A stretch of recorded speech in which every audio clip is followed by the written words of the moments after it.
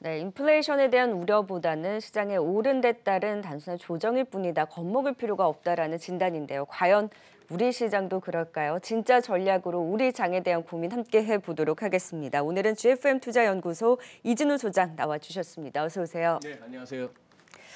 네, 확실히 입동 지나고 나서부터는 날씨가 부쩍 네, 추워졌어요. 진짜 비도 오고 추워졌네요. 그러니까요. 첫눈도 오고. 예. 네. 근데 우리 시장은 사실 한계가 돈 지 꽤 됐잖아요. 지금 그렇죠. 2,900선까지 위태위태한데 물가 우려 때문에 잘 나가던 뉴욕 증시마저 간밤에 좀 흔들렸습니다. 먼저 미국 증시에 있었던 이슈 흐름부터 좀 짚어보고 갈까요? 네. 이번 주가 사실 어떻게 보면 인플레이션 주간이라고 할 정도로 어제 이제 미국 CPI 나왔고 또 낮 시간에는 중국 지표 나왔죠. 네. 인플레 지표. 그리고 하루 전에는 또 그게 나왔고 미국 미국에서. PPI도 나오고 했는데 예, 좀 전에 저 친구 뭐 아바바바바 뭐 버버버버 거리면서 어쨌거나 걱정하지 말라니까 네. 일단 그래도 현장에서 뛰는 선수가 걱정하지 말라니 좀 안도는 됩니다만 제 눈에는 조금 위태롭습니다. 네. S&P 500 한번 보시죠. 지금 이렇게 조금 차트를 갖다가 데일리 캔들 모양을 보기 위해서 좀 며칠 안 되는 것만 봅니다만 자 5일 날 지난 주말 십자형 나왔고 월요일 날 또 십자형이 나왔고 그리고 화요일 날 음봉 아래 꼬리는 달렸습니다만 그 다음에 요거 지금 요게 서머타임이 끝나고 나니까 이 새벽에 이게 자료 보내는데 장마감 전이에요. 늦춰져 가지고 예전 같으면은 이렇게 아침에 눈 그렇죠. 떠서 이렇게 장마감 후에 차트를 보낼 수가 있었는데 뭐 요거보다는 조금 낙폭을 조금은 줄이면서 끝났습니다만 이제 RSI가 아까 보여지다시피 이제 과매수 국면에서 꺾이고 있죠. 여기도 거래량 없이 가는 장이 되고 있고 나스닥은 지금 이런 상황입니다. 똑같아요. 어쨌거나 지난 주말부터 이 양봉의 연속에서 자꾸 이렇게 십자형이 나오다가 음봉입니다. 나스닥 같은 경우는 이제 15,400이 이제 궁금한 그런 상황이 이제 됐습니다. 그래서 지금 요 이제 최근 한 사나흘 동안에 이렇게 장중 흐름을 봤을 때는 확실히 좀 미국 증시도 힘이 딸리는 그런 양상이에요. 네, 지금 여기서 더 빠질지 방향성에 대해서는 조금 더 봐야 되긴 네, 하겠지만 네. 확실히 지난주와 이번 주에 좀 온도차는 온도차가 나가 느껴지죠. 있는 상황이죠. 사상 최고치 부근에서 아무래도 지금 네. 물가 지표가 발표되다 보니까 좀 그 여파를 받았는데 종목 안에서도 움직임이 굉장히 발빠릅니다. 사실 주도했던 종목이 테슬라, 예. 엔비디아, 뭐 퀄컴, AMD 이런 맞았어요. 종목들이잖아요. 예, 근데 이런 그랬죠. 종목들마저도 지금 테슬라가 간밤에 반등이 나오기는 했습니다만 변동성 굉장히 확대하는 모습이었고 지금 화이자로 촉발된 바이오주들의 움직임도 굉장히 이제 크게 나왔기 네네네. 때문에 어디에 좀 주목을 하면서 종목 안에서는 좀 지켜보셨어요? 그러니 최근 들어서 굉장히 시장이 조급하다고 느끼는 거는 어떤 재료가 나왔을 때 그 재료로 인해서 앞으로 이 종목이 어느 정도는 더 올라갈 수 있겠다는 어떤 나름의 계산기가 두드러지는데 그걸 하루 만에 다 가버려요. 변동성이 굉장히 크죠. 예. 그래? 그런 정도야? 향후 뭐 그러면 뭐 몇 년에 걸쳐서 이 정도가 예상돼? 개선돼? 기대돼? 그걸 갖다 그냥 하루 만에 다 끌어올리는. 하루에 10%뭐 20%. 로블록스 같은 경우도 하루 40%. 예, 그런 상황이니까 굉장히 조급하죠. 지금 보세요. 최근에 또 이제 지난주부터 이렇게 지난주 목요일쯤이었나요? 왜? 이 퀄컴 뭐 반도체 쇼티지 어쩌고 저쩌고 했는데도 불구하고 실적 괜찮네 하니까 이렇게 날아갔습니다. 그죠? 네. 사실 이 금년 들어서도 계속 흘러내렸던 이 퀄컴 같은 경우에 10월 12일 날 이렇게 돌았었던 이 재료도 사실은 자사주 매입 발표였습니다. 2018년에 한번 100억 불 하기로 했던 걸 그거 외에 또 추가로 100억 불 하겠다고. 그 100억 불은 사실상 분기 매출액을 능가해요. 한 석 달 동안 한 분기에 한 90억 불 남짓 매출을 올리는 회사인데 100억 불을 갖다가 그냥 해버리겠다니까. 자, 그러고 나서 쭉쭉쭉 한 사흘 더 오르다가 지금 이제 어제 같은 경우 결국 이따가 한 번 더 언급되겠습니다만 미 국채 수익률이 인플레 지표에 확 올라갔던 것들이 이런 전반적인 기술주에 좀 부담을 줬습니다. 그리고 보시다시피 여기 이미 과매수 국면이에요. 네. 급하게 왔고 엔비디아는 여기가 또 이제 뭐 요즘 유행이 그거 아닙니까? 메타버스나 AI나 무슨 뭐 NFT 갖다 붙이면 다 그냥 가는 거 아니에요. 근데 요게 지금 지난 월, 화, 수 사흘 동안에 GTC라고 GPU 테크놀로지 컨퍼런스라고 이제 열었습니다. 그리고 어제 끝난 거예요. 끝났는데 이렇게 된 걸로 봐서는 지난 오히려 금요일보다도 낮게 끝난 걸로 봐서는 이 컨퍼런스는 그다지 주가를 갖다 더 끌어올리지는 네. 못했다. 이 RSI 벌써 이게 90에 육박할 정도니까 과하게 올랐다는 얘기고, 화이자 같은 경우는 이때가 작년 11월에 백신 나왔을 때 네. 그러고 나서 뭐 줄줄줄 흘러서 백신 뭐야 했는데 결국은 쭉 땡겼죠. 백신만 갖고 우리 돈 40조 넘게 남겼으니까. 그러고 나서 또 흘러내리니 또 이번에는 치료제라고 합니다. 치료제라고 해서 이렇게 아직은 살아있어요. 그 모멘텀이. 그런 상황이고, 테슬라는 대단하네요. 그러니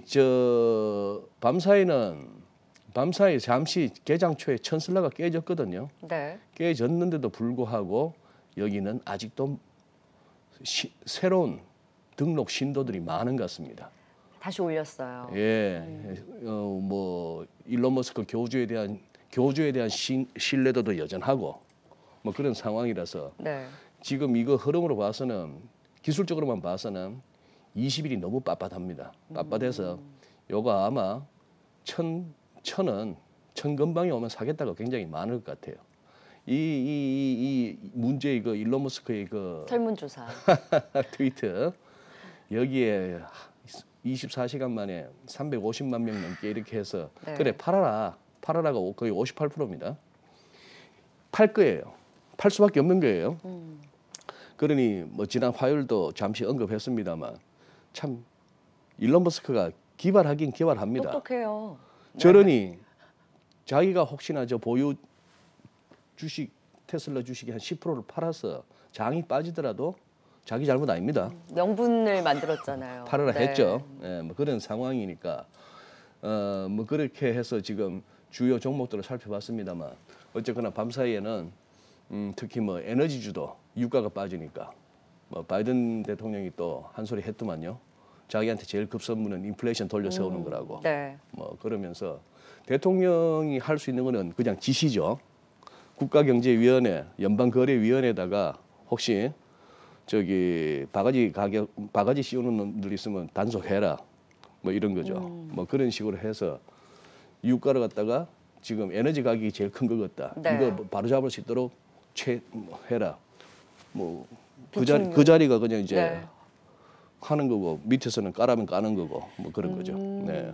그래서 지금 불안을 타고 올랐던 사실 시장이잖아요. 네. 좀 과매수 구간임에도 불구하고 테슬라 같은 경우도 빠지면 사겠다라는 일단 매수 심리가 여전히 살아있는 거 봐서는. 그래서 아까 그 친구 그런 인터뷰가 나오는 거죠. 네.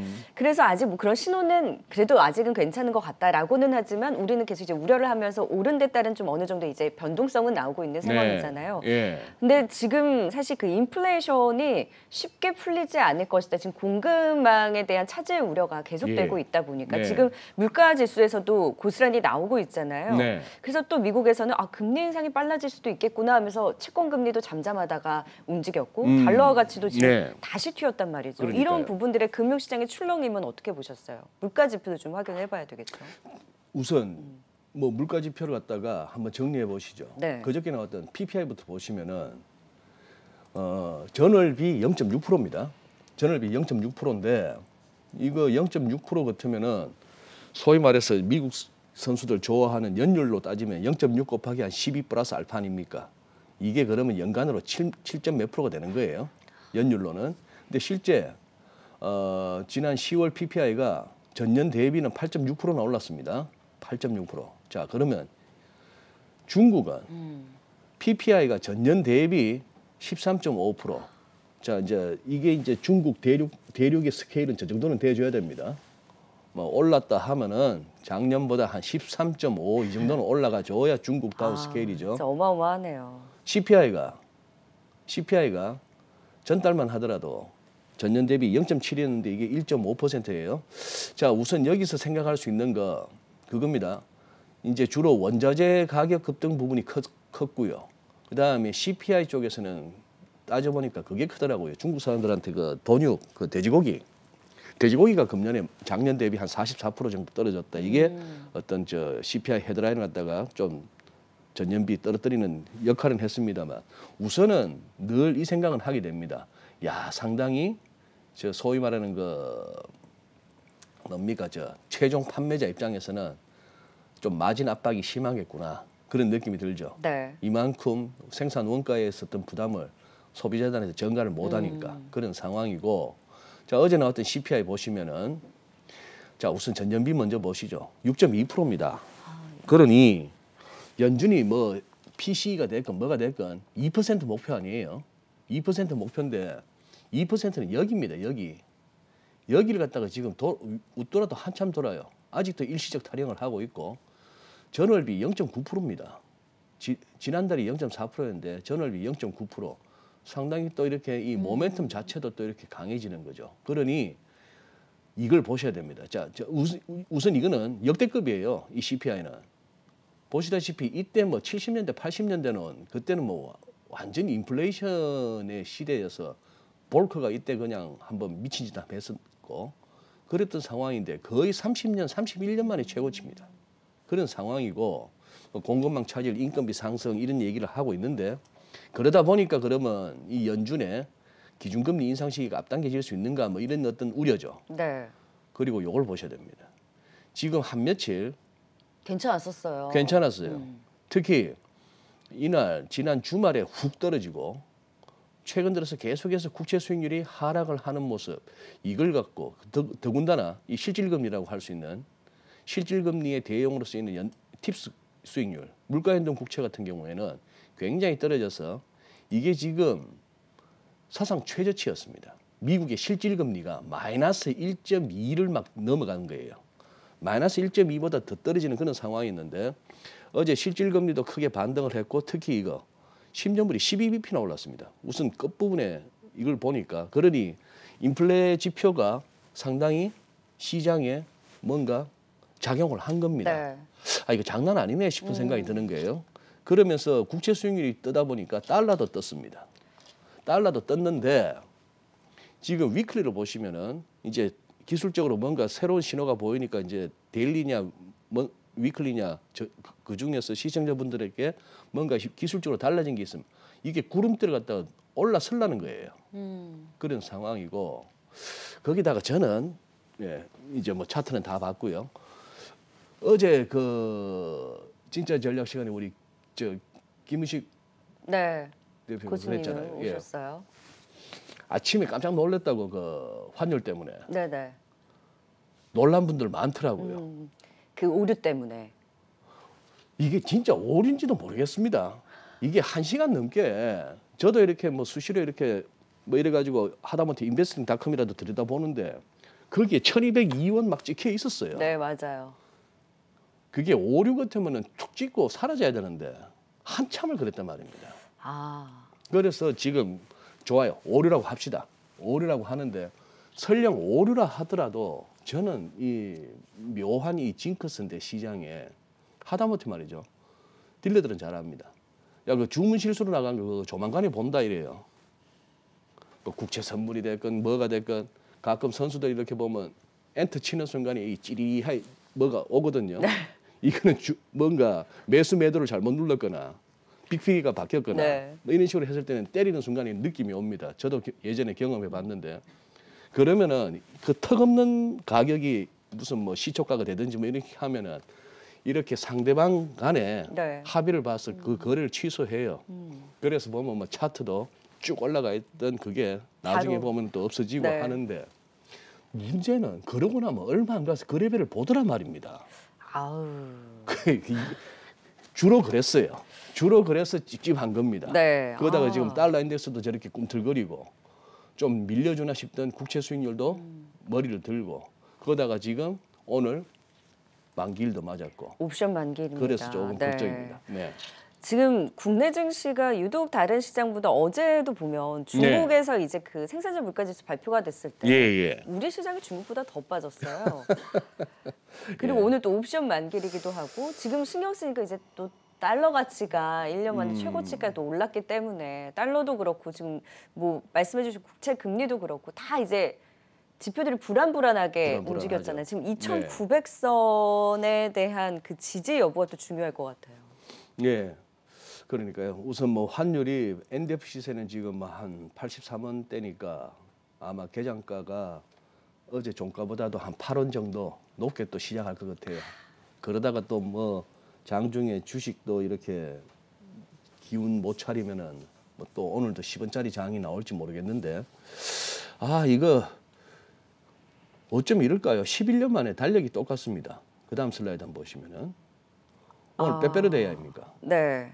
2010년에도 11월 11일 옵션 만기일이었고 네. 11년 만인 오늘도 11월 11일입니다.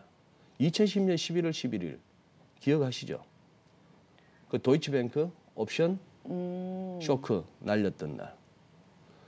꾸역꾸역 모아놨다가 한국 주식 갖다가 팔기로 작정을 했나 보던데 태기를 하면서 옵션 만기일로 했고 그날따라 풋옵션을 갖다가 대거 매수해가지고 결국 뭐 이런 식으로 도이치뱅크 한 436억 챙기고 도이치증권 뭐 이런 식의 그때 결과가 나오고 했습니다만 진짜 11년 만에 또 11월 11일 빼빼로데이를 맞았습니다. 이제 이런 식의 상황으로 가기에는 이제 못할 거예요. 과거에 전례도 있었고 네. 뭐 시장이 그렇게 녹록지도 않고 우리 금융당국도 이렇게 이제 이렇게 장난치는 선수들은 이제 얼마든지 혼낼 정도의 준비는 돼 있으니까 어쨌거나 묘한 대자비를 만나는데 자 2010년 그때 한번 보실까요? 지금 이 차트는 코스피에 2010년 그 빼빼로 그때 옵션 속에 있었던 그때 어쨌거나 2010년에 새해 첫날부터 해서 마지막 날까지인데 요 날이었습니다. 네. 그 11월 11일이 요 날이었는데 그러고 나서 큰 충격은 없었죠. 이때 막 우리 2,000포인트 한번 돌파해보자라는 그 기운이 굉장히 강했다가 그 도이치 때문에 한번 두드리 맞은 거예요. 그러고 나서는 조금 허부적거렸습니다만 큰 충격은 없었고 다시 올라갑니다. 큰 그림으로 보실까요?